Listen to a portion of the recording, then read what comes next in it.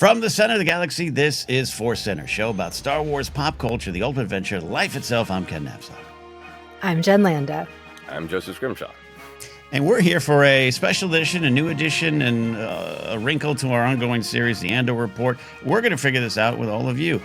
We decided, hey, look, to discussing Andor, discussing Star Wars and what that series brought to the franchise is still fun and still out there. And heck, Tony Gilroy and everyone's still talking about it, so we get to talk about it too. We're going to dive into something specific today, the Andor series and the formation of the rebellion.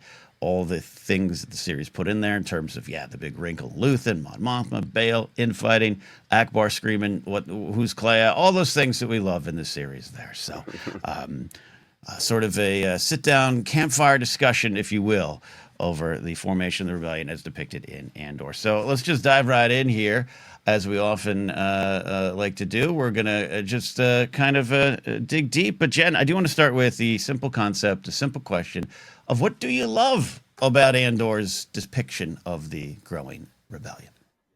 I think the important message that I enjoy from it is that it was not just a tiny group of heroes or one person who had special abilities, the Force.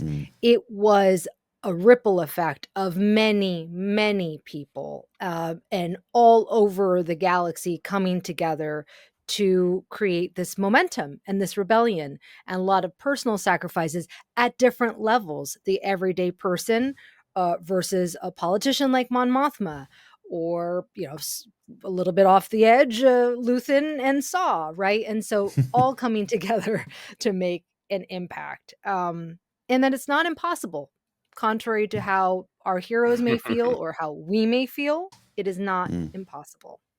Mm-hmm. No, not impossible indeed. I love what you're saying there too, of just all the little actions that build towards one thing. And some of that was, always present in the story, but even going to Star Wars Rebels, putting that out there too, of just like you're following the Phoenix Squadron around, and the idea that they're not connected to anyone else yet was not new to Star Wars, but I love focusing on it, and I think especially season 1 of Andor, it is a smaller corner, but so great stuff there, Joseph. We all three of us have grown up with the rebellion, but what did you love about what this presented here? Yes, you said that Akbar yelled, "Who's Clea?"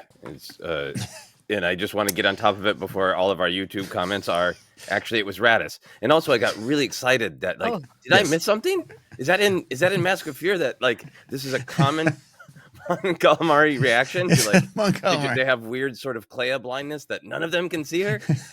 Anyway, sorry. I always hate it to feel like actually people in the comments so I apologize for that. No, that's perfect. But also now I love the idea of just Akbar and Radis in a corner just repeating that like there's some sort of it's a trap joke. Just, who's Clea? Who's Clea? Who's Clea? Who's Clea? Who's Clea? Who's Clea? I loved Radis. That's what I love. No, I think I loved just the maturity of it, of the depiction of how the rebellion was born, the complexity of it. And I think the publishing side of Star Wars has started to dig into this in the last 10 years. Particularly, I was really affected by Leia, Princess of Alderaan, where Bail and Brea were all in on rebellion. They were actively building bases and building cells, and they did not want to cross that line of violence, anything to cross that line of violence, and kind of lying to themselves that they could keep Leia out of it forever. I think that some of that Star Wars storytelling of the complexity of rebellion really started in the publishing side, and I'm sure it's there in the EU. But I think the show Andor really brought it to the fore of, even if you have all these different people from different walks of life who are being actively, immediately harmed by the Empire. Even Dewey and Freedy, their motivation is the Empire is killing all the fish. They're killing the ecosystem and our livelihood. All these people affected in different ways, that you can have all of these people say the Empire must be stopped, but the how of that is incredibly complicated, from the literal technical organizing to the philosophy behind the organizing, to even the kind of battles that happen in Andor interpersonally, of like, it's so painful to give so much, and people fighting over who is giving more, in, having extremes of like Saul all the way on the other end of like, give everything, give your body, and to see portraits of different leaders who are all in alignment of, this needs to be done, the Empire needs to be stopped, but it isn't just philosophical, the how, it's truly personal, of like, what wounded you, what motivated you, and how is that affecting how you choose to fight. Just multiple layers of complexity about, let's start with 80 million people agree that the Empire should be fought and are pretty much ready to sign up. It's still incredibly complicated to say, how are we going to organize? What is our ideology as we fight? Yeah. Yeah, the idea of like, all right, what uniforms will we wear? What squadron will be our home base? Like, who gets to take Mon Mothma in? This series for me also kind of, what you're talking about makes me kind of think about this whole thing as like this intersection, cross section, this all paths kind of converge and overlap at one point, and we're especially season 1 with it being a little smaller, but it was always easy for me to think of, well, it must have been really hard to form the rebellion, but this is the bricks and screws version of it, which is, I know it's season 1 had that controversy around all the bricks, but to actually, it's easy to say it's infighting. It's like whenever you get, and there's examples in a lot of other franchises, Game of Thrones, Lord of the Rings, something where you could take a book mentions this sentence here. But what if that was an episode? Rogue One, of course, is famously from The Crawl, and we get this whole movie from it. But Hard Home in Game of Thrones, Rings of Power does that with some kind of we have a reference here, but we haven't really defined that, or we get to define it for our own show. And this was that too, of like, yeah, it's hard, but we're going to show you how hard.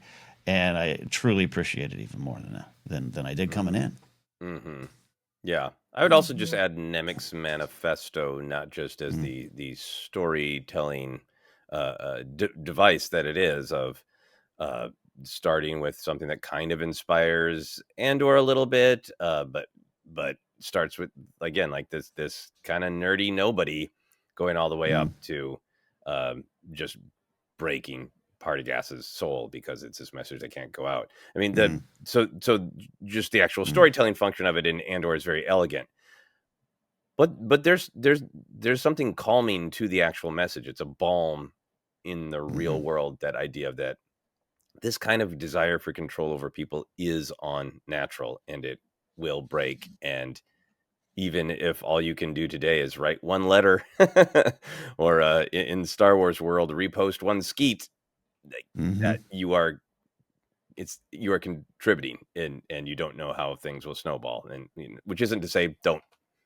contribute a lot, don't sacrifice, but I think that message that it's unnatural in any bit of pushing back, you are already welcome home. You are already part of the rebellion. I think there's something, the nature of that message is very rewarding. It is. You talk about how it affects real life, and I see and hear that Nemec speech used a lot, as it should be, because I have more free time on my hands, and I'm a middle-aged white man. I've been rewatching my favorite docs on the Cold War and the bomb and the war in Ukraine, and just even this morning finishing the Turning Point Cold War doc. It's talking pretty directly about the sabers that are rattled by people like Putin throughout history. And there's a woman from Ukraine speaking at the end saying, but we have each other. And as long as I know we have each other. And she was at the fall of the Berlin Wall in '89. And she's like, we felt safe because we had each other. And I see that, I feel that with Nemec's speech. Down to, hey, the news, you log on to ground news and you're overwhelmed. It takes me 2 seconds to get overwhelmed every day when I check in. And that's addressed there. And like you said, a calming balm. It does work that way. Jen? Yeah, I agree. But it also, for me, hearing somebody else feeling that same way, I'm sure I would have loved Nemec's Manifesto and found a lot of healing in that.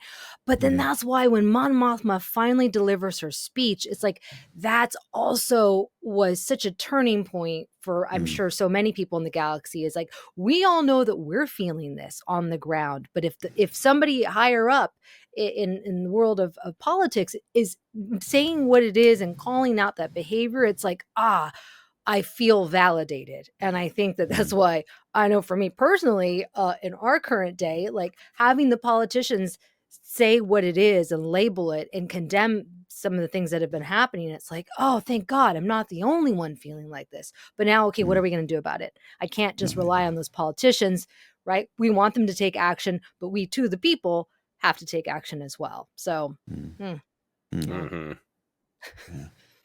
Yeah, and one of the reasons we're doing this episode is we were joking, normally we do a Star Wars ranked or something lighter and fluffier, and this has already been so light and fluffy. But we were making the joke, like it's kind of hard to do a Star Wars ranked about Andor, because it's like, the 5 best moments of oppression. Like what do you rank it? Like what are you ranking here? So this is who sacrificed the most? Yeah, who sacrificed?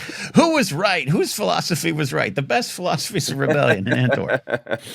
And I guess you could, but this is kind of a different way to approach it, and some of the favorite runner-up, Rhino Huffy. Yeah. When you think your sister is now gas fumes. But it is. This series, we've just finished season 2, and most of us, I think, out there rewatch season 1. It is those little moments where, even on Ferrex, that's why that 3rd episode is still one of my favorites. And it is so very real, the taken from the real world of a local neighborhood and how they deal with authority, specifically uniformed authority in town, and the clanging, and this is the sound of a reckoning. Like, that's still one of my favorite moments of rebellion, and I don't even know if it technically qualifies, but it is. It's part of the big tapestry, and I react to that, get emotional even last time I watched it. Do you all have like favorite moments of little rebellions in the series? It's a big moment of rebellion, but I think it's speaking about little moments of rebellions is Marva's speech. I think all the speeches, but I'm really affected by the turn of phrase. Like all the stuff about we've been sleeping is extremely powerful in describing like we knew they were monsters, but they were mostly leaving us alone, so we just let it slide.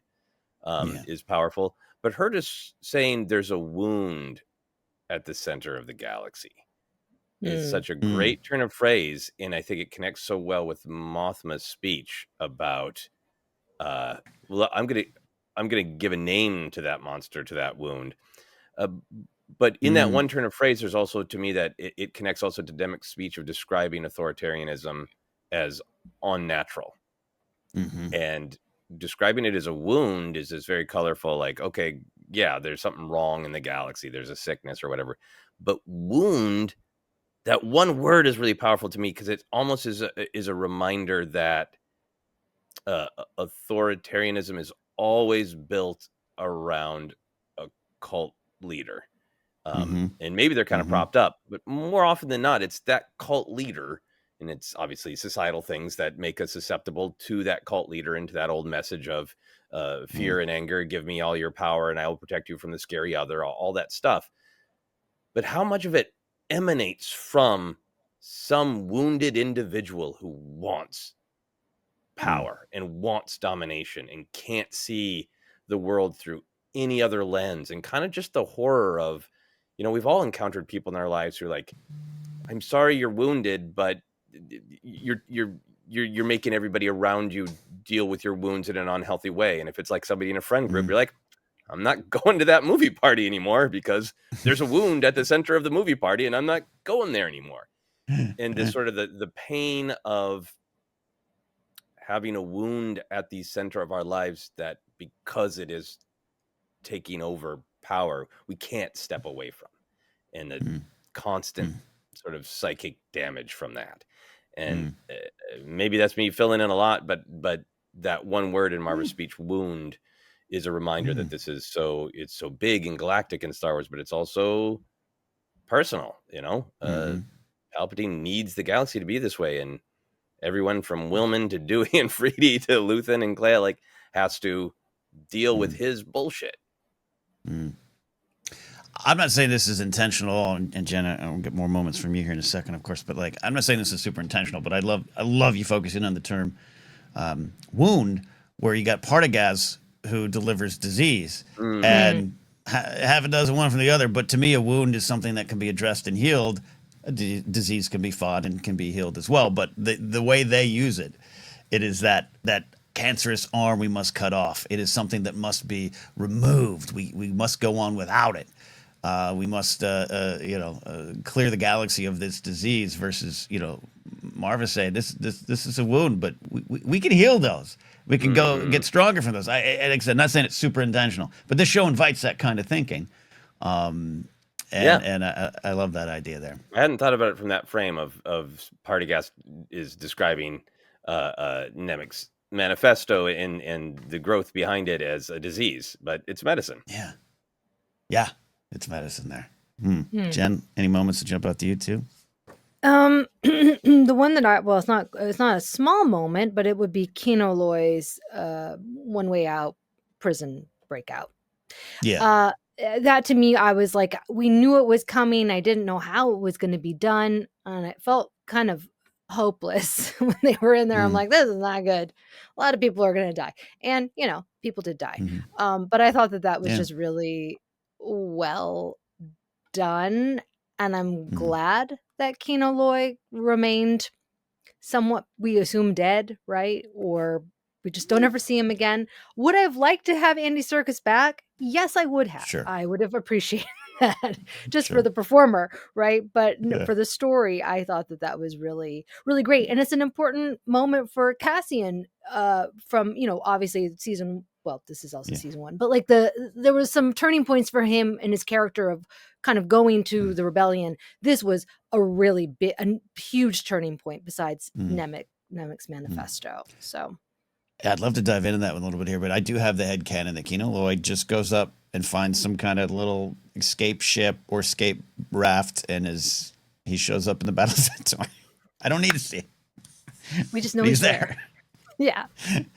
I just can't go any water missions. I can't go any water missions. Let me fight this guy. The Kino Loy moment, and when I say smaller moments, pick any moment you want. They're all big to me.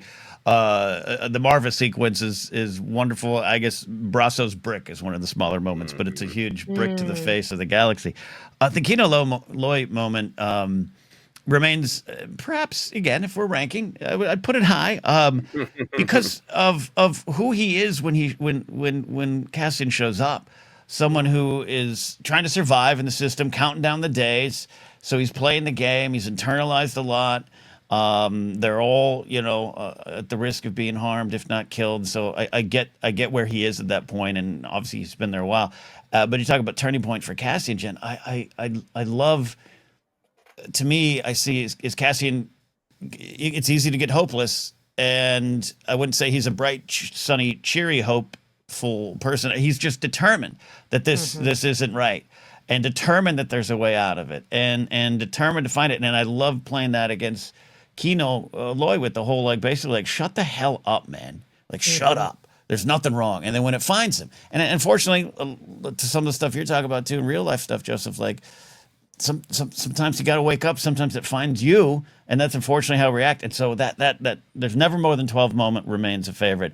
But I think that second half of the speech, and we discussed it on Andor report, I think recently, but just the Kino goes to the mic, hey, and then Cassian's like, is that all the effing words you got? Get real. And that transition, that second speech is absolutely a moment of rebellion to me. I think and I never more than 12 is a powerful moment, but I also want to focus on how does Kino get there? And it's the revelation that he's accepted a huge amount of cruelty from the Empire with the sort of bargaining almost internally that they're playing fair on some level, right? Of okay, maybe who knows what Kino Loy did? Probably some minor infraction, or maybe nothing, like Cassian, but probably minor infraction because they don't start grabbing people for nothing until they put in the PORD orders in response to Aldhani. But the idea that he and a lot of the other prisoners have been extending this benefit of the doubt to the Empire, like, okay, they're really harsh, but they're still going to play fair. This is awful. I'm in a prison labor camp, but if I eke out my days, then I'll get to have freedom again. And the revelation that, like, there's no evidence that I should give the benefit of the doubt to the Empire, but I did, because in my soul I was bargaining with reality of, it can't be that bad, can't be that bad. And it's that's what breaks him. I mean, Cassian is aggressive and all that, but it isn't like some magic speak from Cassian. It's the realization that I've been lying to myself that I can kind of bargain with how awful the Empire is, and like, no, you're meaningless to them. And that's what gets the beautiful, never more than 12. Yeah, no, it's as if it's all, don't worry, it's all normal. I'll have my tasteless gruel. Occasionally they'll spice it up if I win, and we'll get out of here. It's all normal. And it's easy to believe that. It probably never was, but it was, like I said, I understand where Kino starts, but excellent point of where he gets there. So that's a great moment there, Jen. Looking ahead to season 2, like we can go to any point in season 1 at any point, but season 2 and just the jumps in times, and how it moved towards Rogue One and A New Hope. But I wouldn't call it rapidly, and that's what I've loved too. Is I think that this is kind of it's the old joke of, an overnight success usually takes 10 years, and the night before you're ready to pack up and give it all up. That this wasn't like we've had 5 years of Yavin being fully functional. It was dysfunctional. And I think I love that. I love showing that, because again, easy to talk about as a Star Wars fan. Dodonna's group and this group and this group. They hated each other, some of them, and I loved the rewatching. I was rewatching the final 3 episodes this past weekend, and just Clea, I know the bile in her voice, which is like, I know about Yavin, and then and then just the contrast of her seeing that sunrise, and that Mona Lisa smile, as they're calling it out there now. I just love that on display. Jen, I don't know if growing up rooting for the Ewoks like we all were, if that makes any sense, of just seeing the dysfunction of the rebellion, I actually loved. Yeah, and that they are a real family, and as all families do, they have differences of opinions and ways that they want to approach things, and you may not like everyone. But in this case, you're doing it and coming together and hopefully putting aside those differences or figuring out a way to make it work to fight for the good of the galaxy. Which she does. Yeah. And eventually recruiting those Ewoks.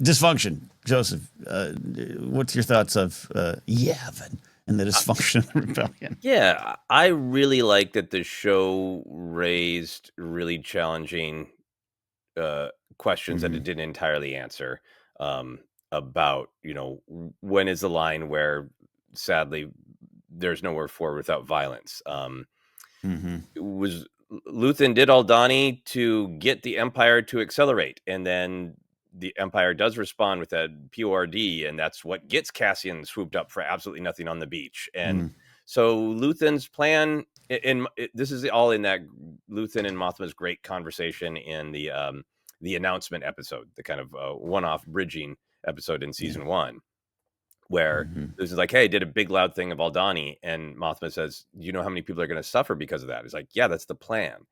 And I think that is like, I don't think the show offers an answer to that, of like, that's really, really hard. Of Mothma's right, more people suffer, but because of that, they wake up to the accelerated cruelty of the Empire, because the Empire was boiling them slowly.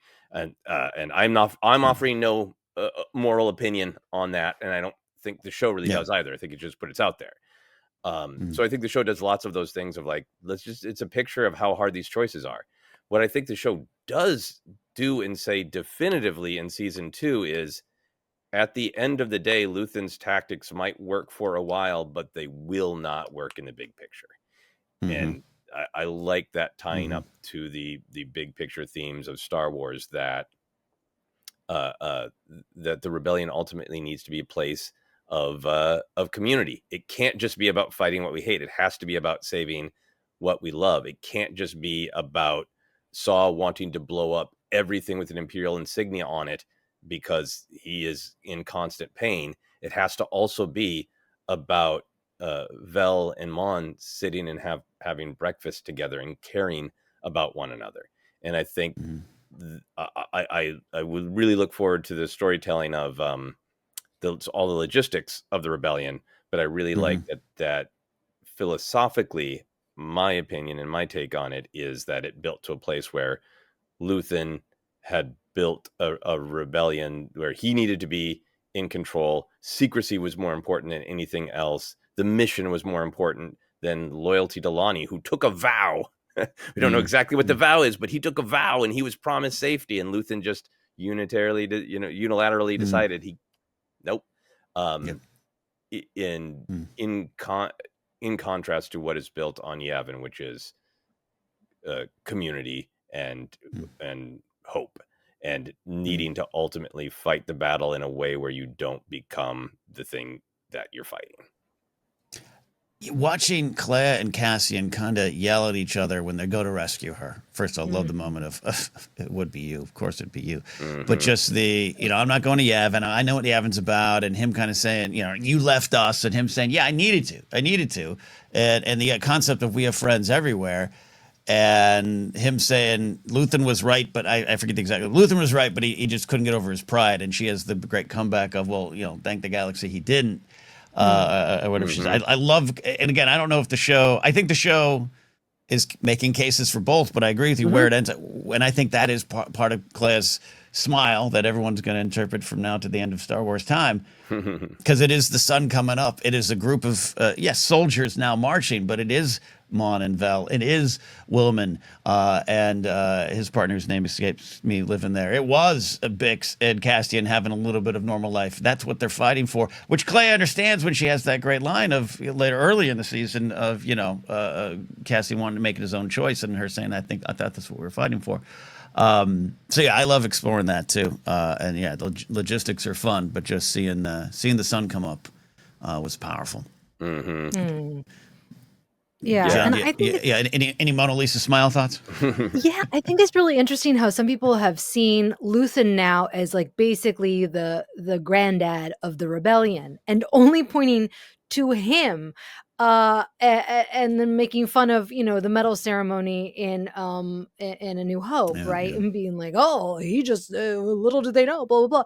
I'm like, you guys, we're missing the point. Like, it's not just Luthen was maybe an organizer, if you want to call it, but there are so many people. That's what the whole show is about. It's not just one leader. It's many, many, many leaders, probably leaders that we don't even see, that are not featured in the show, but it's implied. It is a collective. That is the theme of Andor. It's not one person, as I said, with special powers, which obviously Star Wars never said that. Me as a 7-year-old, that's what I got from it. But obviously, as I grew up, we know the rebellion was built on people. But here we actually get to see, like you said, the nuts and bolts of it all. And it's painful, and there's a lot of sacrifices, and it's sad, but that is the reality. And that's why I think the show was so successful. Yeah, that's a good. I was going to transition a little bit, but still, Ray, response or your thoughts. I just wanted to clarify on some of the Luthen stuff. I feel like the story. I feel like a part of the story logistically is he and Mon begin something together, because again in that conversation and announcement of, he says, we took a vow. I built this network. And now I'm kind of doing with it what I want, because I don't think you're going to use it the way I think we should. And so I think there is like a little divergence. And I also just think like the story of Luthen is I have no doubt that his tactics worked to get the rebellion going. And I get, teary in those final episodes when Cassian and Clea want to honor him. He did. I don't think this story is Luthen was wrong. I think that he did all these things, but that moved the rebellion forward, that inspired Cassian to become a leader. He sacrificed everything. There are many wonderful things that Luthen did. But what I like about the portrait of the character is I think he is this sort of tragic case where there's that great line from Clea in the final arc that Luthen always said, never go in without knowing your way out. And he meant that on individual missions, and great. But I think the tragedy of Luthen is that he went into the rebellion without knowing his way out in his own soul, that he had such pain and regret for what he contributed to with the great Make It Stop, with, Clea's there, right there is a reminder of a girl that he in some way helped orphan. And that his great speech that everybody loves, he says it outright of, I'm building a sunrise that I will never see. I started on this path and I can't stop. And my ego is one of the things that started me on this path. And even when Cassian's like trying to talk to him when they're getting Mothma to escape, he's like, well, we're both going to end up being hanged. That's just it. That's the whole deal. Luthen has decided a dark ending for himself and the other instigators. And I think that's, to me, a little bit of the sort of the tragedy of Luthen is he built all these things. And even that last confrontation with Dedra, he's like, you're going to find a lot of people in the galaxy out there who disgust you. It's too late. It's flown away. But he couldn't quite imagine a world where he could see, like, what would have been different for Luthen if he had sort of Mothma's or Bael's sense of hope. That maybe he could see that sunrise too. And that maybe he was not doomed. Maybe everybody who touches this isn't doomed. And I think, as we get to the end logistics, where Vel and Cassian, where the rebellion splits a little bit, and it's stay one of Luthen's chess pieces in darkness and isolation, or go to Yavin and be part of community. And Vel and Cassian are like, sorry, old boy, I'm going over here. That at some point in that he couldn't have ever imagined a hope of him seeing the sunrise. No, I love that. And without a doubt, we could probably we'll do an entire Luthen focused episode where the conversation is an hour of questioning that man, but also loving him. Because I agree. I think I've ruffled even feathers in my own life sometimes, especially after his speech, where, what did I sacrifice? Everything. Sometimes I see this in real world, and we're talking about rebellion, we're talking about saving lives, we're talking about ending oppression and tyranny, and that's a bigger conversation. But sometimes this Star Wars, as much as it also should be about that in our own lives, it's also our own day-to-day lives. And Luthen has always been this guy. You kind of touched upon it there, Joseph, in a major way for me, where I'm like, why? I ever run into like a friend who's like, I gotta be a tortured artist. Why? Why can't you do something? I've struggled with that. I had a friend kind of slap me in the face in 2015 where I was like ready to jump off a cliff because I didn't have all these things. He's like, why can't you just have this job that keeps you going and also pursue this and that? What is driving you to say you have to give it all up? Like what? And that's my thing with Luthen, where I wish he would listen around. We're like, yes, everything you got to do, and you got to stick around to get all the information. But even Clea, so now I'm having a debate with Clea where she's like, good. Yeah, he stayed for this. He didn't know about the Death Star till Lonnie told him. He didn't stay for that. He might have stayed for a big thing, but I would question him. You're too valuable. You're too smart, and you've done great things. Come with us. It frustrates me sometimes when a character sits there, and I mean this in a good way, where the stories engage me. This isn't a criticism of characters or stories, but where you're just like, you want to grab them and say, don't sit there and hide. Go fight your way out. Go to Yavin. Right. Anyways, Jen, sorry, I got mad at you. Yeah. No, that's fine. Cosign.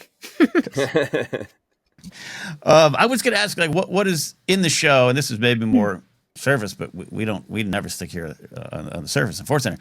What was different to us in terms of canon going into the series, but also, Jen, you had touched on some stuff about what's different from growing up with the Rebels. And yes, we have the 80s perspective. I always would lean on the Return of the Jedi novelization's description of Mothma when you first meet her, it's kind of a treatment for Star Wars Rebels, the animated series. If you read it, it's it definitely is at play in the Andor series. But talking about Luthen, talking about logistics, all those things, Jen, growing up, and your thoughts on that rebellion versus the one that's emerged now in Andor and other storytelling in modern canon. Growing up, I focused more on the star rather than the wars. I really loved the fantastical, the philosophical things with Yoda and the Jedi and the Force, right? That's what I kind of, I don't want to say I ignored it.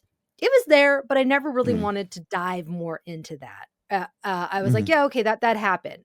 And then watching other movies growing up, whether it's Apocalypse Now, Saving Private Ryan, you start to see things that even though we read about it, about our history, seeing the what you would call reenactments of these historical wars is horrific. And I was like, oh, okay, but still Star Wars was kind of in this little bubble. And then Rogue One came, and that changed the game. And then now we have Andor, and it's like, oh my gosh, it's just really giving depth to this thing that I always knew, I kind of ignored. And it kind of grabbed me by the face and said, look at this. This is Star Wars, and this is our history in our present day, because history, is all cyclical.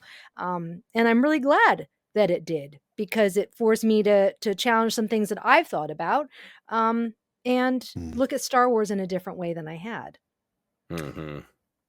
I love that. Quick thought on that. It's almost as if, and this is very generalized, but that joke, especially one that emerged in the 90s, or you could use it if you thought you were being smart at a party, of, well, Luke and the rebels were actually the terrorists. They blew up the Death Star, right? Like that was that snarky mid 90s kind of revelation of Star Wars. Don't you know? Like, yeah, but it takes that act. Yeah, he blows up the Death Star and all those people down. And to me, this series, Andor, kind of drills in on that of, yes, how do you get to that point, and how, and should you, and can you, and what is that on a day-to-day or year-to-year basis is how it kind of has changed the way I look at it, if that makes any sense. I don't know.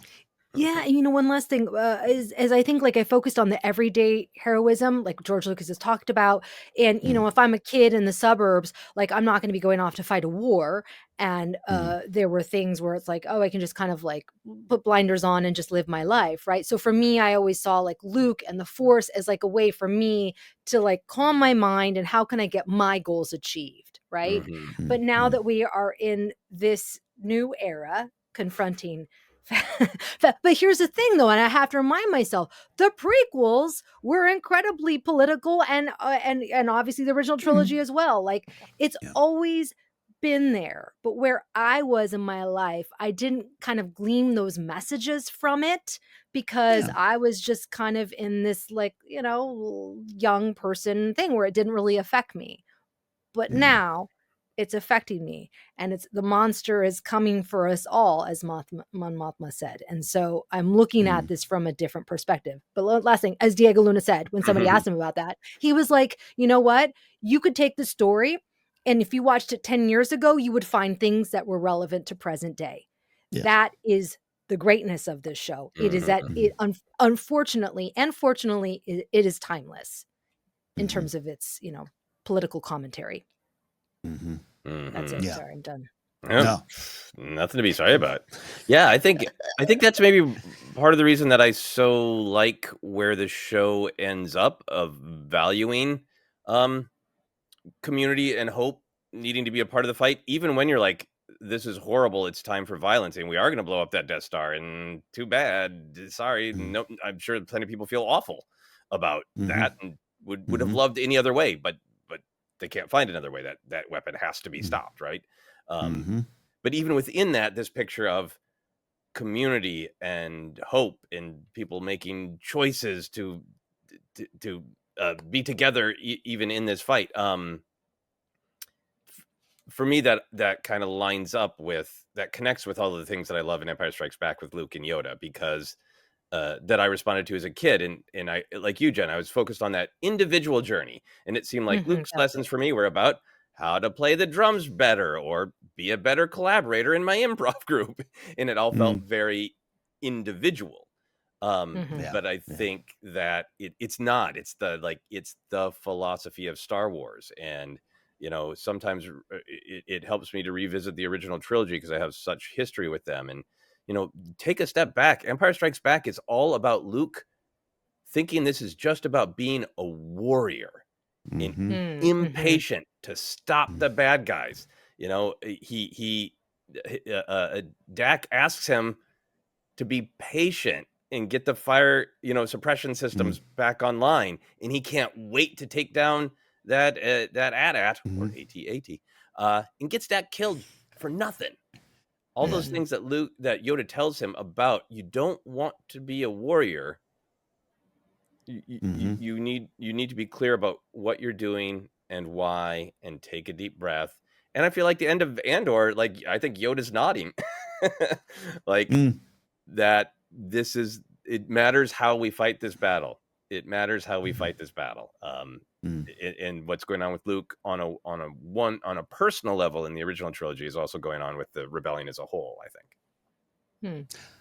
Yeah, I agree that, in the early days of this podcast, I used to always say I was more a fan of the war than the lore, meaning I just like pew, pew, pew and fighting. And also I used to watch, and still watch a lot of World War II docs, so give me that. And Rogue One did scratch that itch, but I do think they're so intertwined now. I think we could do an episode discussing the Force in Andor, because it shows up at the end, but you could argue that it's all the way through, right? Because our concept, the Finn concept of it's a feeling, is something that's very valuable to me, that now when I go back and watch, you're right, Joseph, the original trilogy, it's like you can apply it to your improv group, or you can apply it to your actions and your beliefs in the world. And I think that's what I've loved about this series as well, is kind of it is boots on the ground. It is lower level in a sense, and there isn't a chosen hero with the blade, but the ethos behind all that is still there, and it's still on display in every episode.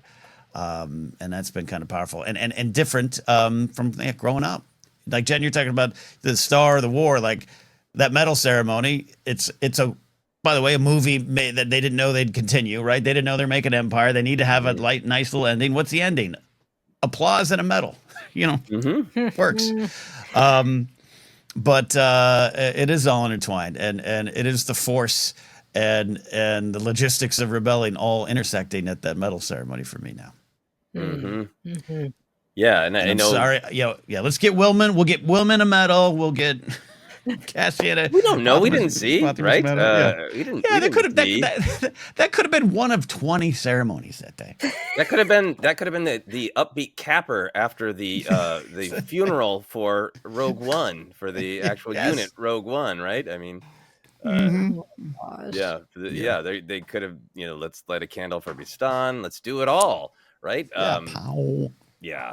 And people have talked about the medal ceremony for we get to spend all this time with these people who built the rebellion. And where's Clea? Why isn't she getting a medal? And I totally understand that, emotionally. Sure. But I also feel like that's part of what Mothma is building. Mothma's building a government, a community, a military, and how we celebrate, what kind of holidays we create is a part of building all that. So to go the farm boy from nowhere, the mercenary scoundrel, they are with us now too. They weren't even a part of this, and so in some ways, why are we heaping it on them? It's because they didn't have to be here. They made the choice to be here. Is a really good rallying cry to join the rebellion. I don't know if they filmed the ceremony and put it out as propaganda, but I think it is valuable to highlight not only the achievement of blowing up the Death Star, but that in a way it's a celebration of Luthen's, the rebellion's gone, it's flown away. It's farm boys and scoundrels now. Yeah. Look, here's the thing, canon. And talking about canon, with Mothma, I'll say Medine, Draven, he's still alive at that point, and Akbar. They're in another room. There's another ceremony going, Simultaneous. and that's where Akbar goes, "Who's Clea?" That's where it is. Yeah, there's somebody outside, the Masasi temple just tapping their watch, going, "Come on, Empire's coming." Yeah. Oh my gosh. Great. Yeah. Which is the Leia comic with 2014, 2015, right? They're evacuating. Akbar's there going, "Well, get the hell out." Yeah. Go. Yeah. They're like the kindergartners. They're having their graduation, and then the fifth graders will get theirs. They'll get theirs later today. Yes.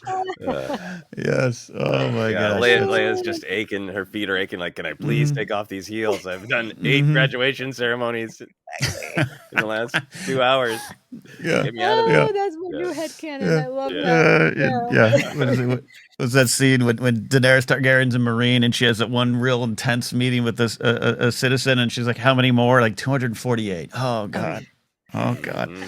And then in another antechamber, all the droids outside of 3PO and R2 are paying respects to K2SO. It goes on and on and on. There you go.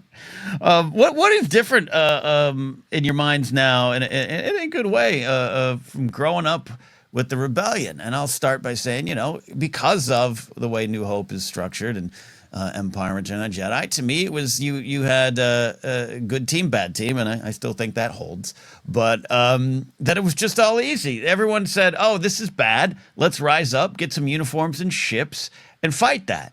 And it was never that easy, and I don't know if the original trilogy doesn't say that, but as a kid growing up, that just was the effect. And now come along in a lot of modern storytelling. Star Wars Rebels, I think, does a great job dealing with some of the same things and all that stuff. I go to season 1 of Mothma on the couch with Take Home, one of the best scenes in the show. The smile scene. That to me is the rebellion, right? That to me is where we are now. And I just love that it's expanded my ideas from when I was 7, because I sure had complicated ideas of forming the rebellion. But it just, it makes the victories even bigger for me. Like it wasn't an easy decision. It wasn't an easy decision for anyone, because it never is. That's not the point. And I love that the show changed my view on that. Yeah, the original trilogy feels like a highlight reel, and I'm filling in the rest. Where by the time we get to Return of the Jedi and with Mothma there, and just thinking about like all the meetings that she's had and all the kind of conversations that have happened and deals and things that she's been doing behind the scenes. I mean, obviously we get so much of that in the animated shows as well. But yeah, if I look at it like that, I'm like, oof. They've sacrificed a lot to get there to the Andor. Hoth hurts more and more every year. Like once I became an adult and I really appreciated like all of the infrastructure. They just set this base up. All of those, all that labor, like literally like the people plugging in cables, converting the T-47s, and there's no question, just like, unplug it all. Just the utter loss of infrastructure to me, just like it feels like a nonprofit business. Like you just got your nonprofit ID, you got your you got to tear it all down. So that's caused me pain. Rewatching Empire with Andor in mind, of it just I want to know everything about Riken, of when did he join? Torn Far, one of the few speaking women roles in all of the original trilogy. I don't want her to be Clea. I want both of them to have their own story. It'd be nice to have two. It makes me really interested in all of that story. I think Empire has a Rogue. I mean, they all do, but we always look at New Hope and Rogue One being connected, and now Andor, Rogue One, New Hope. Empire, man, just that sets the tone of how Star Wars looks, just the way it was shot, the way it was put out. I think you're right. Yeah, the pain of it. Yeah, in the overall canon, I like what Andor contributed, and I like that Andor still left some blank room. And I haven't had a chance to finish Mask of Fear, but I like the spirit that Mothma and Bail are trying to figure something out. Saw just wants to blow crap up. But I like the impression that Mothma and Luthen took some sort of vow together. that Mothma is providing Luthen with funding as he builds a network. Again, that season 7 or episode 7, I believe, announcement in season 1, that whole conversation is so fascinating to me. Of like, he says, it's been built, it's up, it grows or it dies. And really like, as my dad likes to say, the S word or get off the pot moment. But that idea that they slowly built this network, and this network is individual agents who are super loyal to Luthen and kept in the dark about the big picture. Vel, Cinta, Lonnie, ultimately Cassian and Willman. He wants Bix to be one of his individual my agents that I keep. But I feel like that network is also Saw Gerrera and Anto Krieger and maybe Enfys Nest and Pai Mei, I think is that the name of the leader of the idiot rebels? Yeah. Mai Pei. Yeah, the idiot, the idiot rebels. And so he's built this network of like, well, we can go talk to all these people, but we're not working together yet. And then somewhere along the line, Bail is building. Is it the same network, or is Bail building kind of a separate network that includes the rebels from Rebels, the Spectre Cell and Phoenix Squadron, and we get to see Bail kind of directly recruit Ahsoka. And all these sort of networks eventually merge, and at some point they're all like, we're all going to Yavin and Adelon and Dantooine, and we're gonna come together. I love that there's a little bit of a kind of picture of that, but that there's lots of gray areas left to be explored. Which is the final part of discussion here. But one, and again, all these things could spin off into their own discussions. But in terms of what is different, or what I have a different perspective on, in terms of this show versus what we had known before, it is Bail and Mothma. It is Bail and Luthen. It is just Bail, and growing up, just again thinking it was all copacetic, that they're all the same team, and Mask of Fear really kind of leans into, probably because they knew it was coming. Alexander Freed probably knew it was coming and what to explore with the show. But like that, it's not about whether Bail's perfect or not. None of them are perfect or not. But just that you put the idea out there of, did Bail have his own network? Does he emerge with Mothma from the delegation of 2000 and start his own thing? And she kind of disagrees, and then Luthen shows up wanting to make it stop. And I'm fascinated by that and the differences of growing up thinking, you got Bail, Mothma, Akbar, Riken, all the leaders, and they all came together. But it's truly now they're under one roof. They're like, everyone put your business cards on the table of who you can call. Like who all the networks are together. And I think Mothma is still centered in that she is the one with the right soul and the right experience to be like, this needs to be an organized military and democracy. We need to, be extremely organized in the way that we do this, while also still being, sort of spiritual about it and letting in ideas of the Force. And I do think ultimately the show, I would have loved to see more of Mothma and see more of her leadership on display in those last arcs of Andor. But I do think she is kind of recentered as like, she's the Force that is needed to make this all work. She is presented in Return of the Jedi as the face of the franchise in a way, but the true leader. Like you needed that. Yeah. You needed what she did, that speech. That is what is, it's powerful on many levels. It's important on many levels. But I will go back to that Return of the Jedi novelization of someone had to step forward and be the leader of all these warring, infighting factions, and that is her. And I do think that is something that's left to explore. Jen, Mothma thoughts, and we can start taking this home. Yeah, I mean, that's why a third season of Andor would have been great, with focusing more in on Mothma, because Genevieve O'Reilly is just so fantastic to watch. And I know that there's so much more to mine with the character, which I never would have imagined as a kid watching Return of the Jedi. I was like, there's a lady. Okay, cool. There are more women in Star Wars. And just go back to yourself in 1983 and say, that woman right there, you're going to watch her dance the bleep out at a wedding. We would have made so much fun of that, right? And I'm sure there's some people who still don't like it because it's not the right kind of edgy. And man, emotionally, extremely edgy. Yeah. Yeah.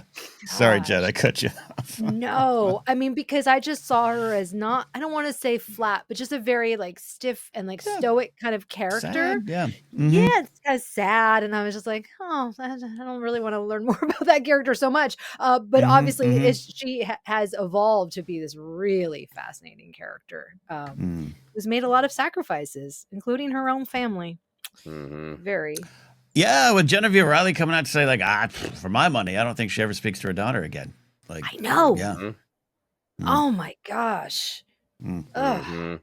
Yeah, I mean, you'd think if Perrin and Lita survived the whole Galactic Civil War, and you know Mothma is the leader of the New Republic, like they could probably look her up. Yeah, probably. Yeah. Yeah, and I am thinking of later seasons of Veep where Julie Louis-Dreyfus' daughter shows up, but that's not the relationship I want with Mothma and Leto. That's not what I want. Final thing here, you both have said it, but the idea of what's left to explore in ongoing Star Wars storytelling, headcanon, things we might never get. You're putting out the idea, Joseph, whether you meant to or not, that got me excited, even jutted out of Bail's network. Does he? I kind of, in my head, I kind of think he does. Crate, Ahsoka, Obi-Wan. Let's not forget Obi-Wan's in his back pocket. He's got a Rolodex, right? And it's at Yeah. Padme's funeral where he's kind of pushing Ahsoka to be like, "You're still needed. Look me up if you ever want to get back in the fight, because you're still needed." That's at Padme's funeral.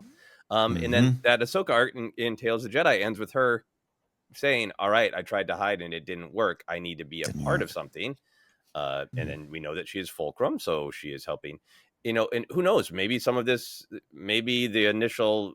I've never read the New Dawn novel, so I don't know if there are details in there about exactly how the Spectre, cell gets started with Hera. But is that Bail's relationship with Cham that leads to Hera, or is that Luthen passed him the contact info of Cham Syndulla's daughter's real angry?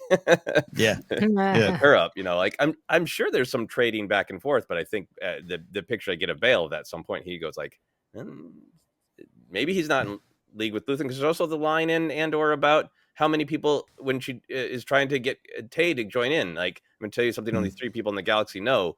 That suggests that to me, that's Mon, Luthen, and Clea at that point. Yes. And which would encourage me to even more think that Bail is building a separate network that merges. Yeah, you go right Armageddon, I'm going to ride Deep Impact. We'll see if it can release. Yeah, but and there'll be a lot of Happy Meal. Yeah. Wow. Yeah. And this is stuff I love as a Star Wars fan. Like, talk about just headcanon. We did that on the live show last week, but like, just, I think it all kind of stands. It's all fascinating, and that they wouldn't know, or that, you ever start a project and hey, let's all do this thing, and then all right, my vision of it is different than your vision. Like that's even more realistic, and Leia Princess of Alderaan, like the dinner parties they've had to hide the rebel meetings, like all that stuff is going on, and it's still going on at the same time. Just Luthen's. I'd love to see Luthen at dinner with Brea and Bail. And it's just a dinner party from hell that doesn't work. Oh my gosh. I don't have a headcanon about it, but I really think what I loved that they used Benjamin Bratt instead of doing some deepfake AI thing. Oh my gosh. Right? Yeah, I think that like it what he brought was something very different. It was consistent with the character that Jimmy Smits created, but there was kind of, I don't want to say scrappiness, but there was like an edge that he brought, that Benjamin Bratt brought, just was kind of coming with this essence that I really like, and I want to see more of that. And I'm seeing this now, a new show, like you guys are saying. I want to explore his network, like you guys are saying. I think that it could be so fascinating, because I think he knows lots of different types of people, not just the politicians, but maybe people, he knows everyone. He knows everyone. Would that then feed into a Leia Princess of Alderaan show? Maybe that's where I want to go with it. But I think you now have this great actor, Benjamin Bratt, really proving that he could take over this character if Jimmy Smits doesn't want to do it. But yeah, Bail Organa, the series. Yeah, I would love a Mothma series kind of tracking her path through the original trilogy. And I know you can get into kind of some danger areas there of like, okay, is it too like Rosencrantz and Guildenstern are dead of, what corner was Mothma around? Like, she's not on Hoth. We have in publishing the idea that she evacuated Yavin because they were afraid they were going to lose and they needed her to help rebuild. But there's lots of interesting rebellion stories to be told about. Like, they're just kind of in the wilderness after Hoth. And I know there's comic books that fill it into and all that, blah, blah, blah. But while Genevieve O'Reilly, currently ageless, but while she is still the same age, general age, it would be great to see. I would love a even 6-part Mothma's journey through the original trilogy. Now that we know that character, I want that, and then I want Tony Gilroy to write like an 800-page indulgent Luthen novel. Oh my gosh! Get to it, Tony. Retrace whatever moments he wants, reveal whatever he wants. But I really do want that story of Luthen when the Yavin cell sort of the alliance truly formed and went to Yavin and said, "Thank you, Luthen, but we're going to do this differently, and we invite you to come." And him saying no, and how he said no, and why he said no, and that's the part of Luthen's story that I really like to be told. But I honestly, I don't want a random comic book. I kind of want people involved in the telling of Andor to tell that story. Yeah, even what you're pitching with Mothma and the OT is something I'd be really on board with, and it might run up against the comics. That's a different conversation. We've been having this now 10 years on. Is what to do with that, because some of the stuff I think is great for its time, great when you thought this is all you had or all you could do to tell the story, but now we can't. Like we always joke about who's around the trees on Andor and everything, but you got so much time in that Galactic Civil War to deal with the battles, the victories, the collapses. Hoth, you're so right. Hoth is devastating. Like, do you think all the time they spent training Tauntauns to be ridden? like I think about that. Like, do Tauntauns show up ready to? You show up and the Tauntauns are like, yeah, throw a harness on me, let's do this. And just the fiery debates of like, okay, there's a rendezvous point, right? Like, okay, we had a Hoth we did a ranked voting choice and Hoth won, and we have 4 other obscure, like, is somebody pushing to go back to Crate, and is other people like, no, we just need to be a floating armada, or we need to break up for a while. And I know, again, comics have probably dealt with some of that. And I hate 11 Years On that I feel even more cynical about the comics and everything, because there's some great stuff that have really been some of my favorite storytelling, and the books as well. I think you can find a way to play around with it, but like, it's almost like a bad hack stand-up joke. But in the middle of all this, Luke and goddamn Leia, one of your leaders, is like, we got to go rescue Han, that guy we gave a medal to. We're gonna go F off over here. Well, Mothma's like, great, we need him, we're gonna make him a general, but I've got this here, I got the Battle of Sullust, I got all this stuff. Like, there's so much room to play with. It'll never happen, and streaming's changed and blah blah blah, but to actually follow the rebellion through the eyes of its de facto leader would be valuable. Unless I'm forgetting something, the only live action Star Wars planned for streaming is Ahsoka season 2. Or announced, I should say, not planned. Announced, yeah. They can back off, but they can't just not make any live action in Star Wars shows and retain their subscriber base. They can back off and make 1 6-episode show every year and a half, but they have to make some more live action. So I do with the success of Andor, we'll see about the numbers, but I mean, man, people are talking about it. They're going to win some awards of some kind, most likely. So I don't think how do we follow up Andor with a more Andor-like show is off the table myself. I think that they need to have a Gilroy verse, and I don't say this lightly. I think that he, and I might get some comments here, like George Lucas, he, like you guys are talking about, like, he could actually publish an 800-page novel of Luthen, because he has an idea of his characters are living, breathing people in his mind, and he knows where they end up and where they're going. He has a lot of ideas. He's great at delegating and then, you know, sending his writers off, having a team of writers, and then polishing it up, making it true to what he wants, right? And I think that that's really special. It's a different voice than we have with Filoni and Filoni, the Filoni verse or the Mando verse with Jon Favreau. And that's a really fun philosophical, metaphysical verse. But I'd love to have more of the Gilroy verse. And I know that I think his brother is working on the Miami Vice show. And I know that he said that he doesn't want to do anything. Bring Bill Willman back. Bring him, Tony Gilroy back, and let them cook. And Willman's, you know, working with Mangold, Big Jim on the the Dawn of the Jedi movie, right? So, oh my God, Tom Bissell, well, very clearly, what you're pitching, Jen, and we're almost going to go here, but what you're pitching is Tony Gilroy puts 800 pages down, and Alan Dean Foster comes along and just edits it. Is that what it is? No. Oh my gosh! Can you imagine?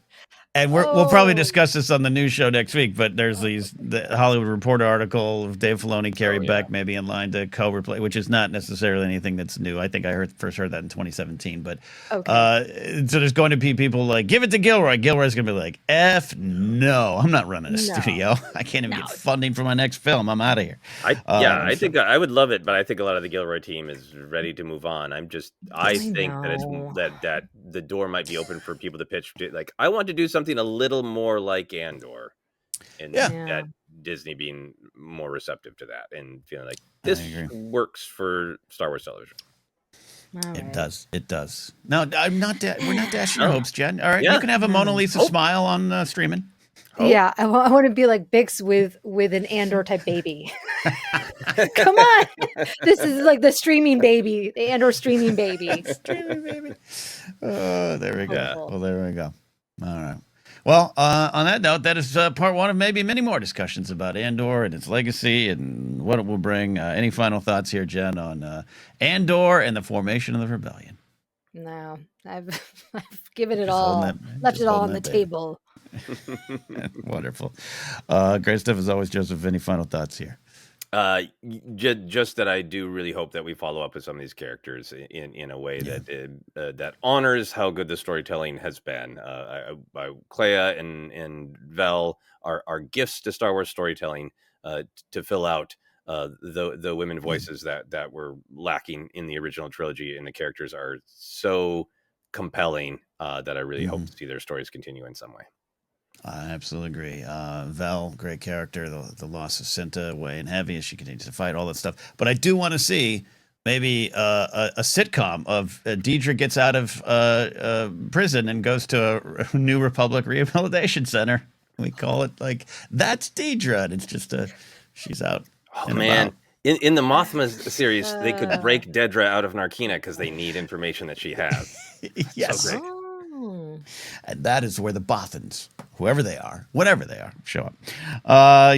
No, thanks for all of you out there hanging with the discussion. No big final thoughts for me other than I do appreciate what this show did to my rebels, the little plucky team that used a farm boy to get a big win. There's a lot more to it, but that farm boy, pretty important too. More discussions to come. You can find us on social media at ForceCenter Pod.